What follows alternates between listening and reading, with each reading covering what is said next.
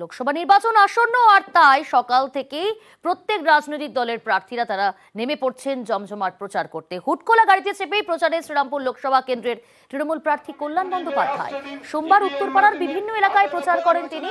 বাংলা থেকে নির্বাচনে প্রতিদ্বন্দ্বিতা করুন প্রধানমন্ত্রী।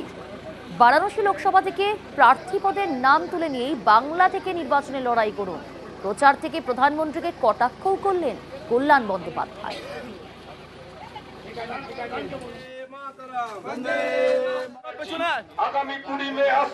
1.5 লাখ ভোটের উপরে বেশি জিতবো। হ্যাঁ, তারা প্রতিদ্বন্দ্বিতা করছে, আমি কাউকে বড় ছোট করতে যাই। আমি হচ্ছি ওয়েস্ট বেঙ্গলের 1 নম্বর এমপি যে ইন্টারেস্ট সহ নিজের ফান্ড, তারপর হচ্ছে অন্যান্য এমপিরা খরচা করতে পারে না তাদের ফান্ড, এই যে টাকাগুলো তার সঙ্গে যে ইন্টারেস্ট, সেই ইন্টারেস্ট সহ 3 বছরে 18 crores পেয়েছি। 2 বছর তো পাইনি, 18 crores পেয়েছি। 18 crores খরচা করে, শুধু খরচা না, তার 90% খরচা মানে কাজ হয়ে গেছে।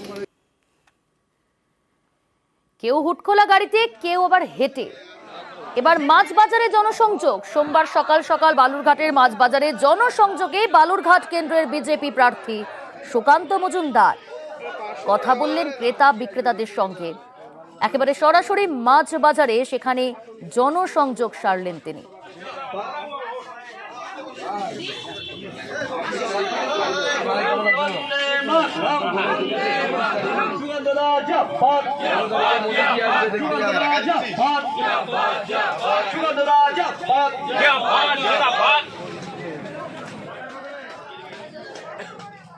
প্রচারে অমিত শাহজি আসছেন 10 তারিখে। উনি হরিরামপুরে দৌলতপুরের কাছে পত্রা বলে একটি জায়গা আছে, ওখানে সভা করবেন।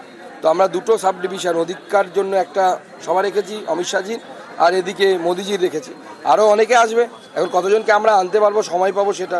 হেমন্ত বিশ্ব শর্মাও আসতে পারেন, যোগীজিও আসতে পারেন। আমরা ঠিক করিনি এখনো কারা কারা আসবেন, আগামী দিনে সময় অনুসারে আমরা ঠিক করব। এদিকে বাতাসা নিয়ে প্রচার। মন্দিরে পুজো দিয়ে প্রচারে কাঁথি তৃণমূল প্রার্থী উত্তম বারিক।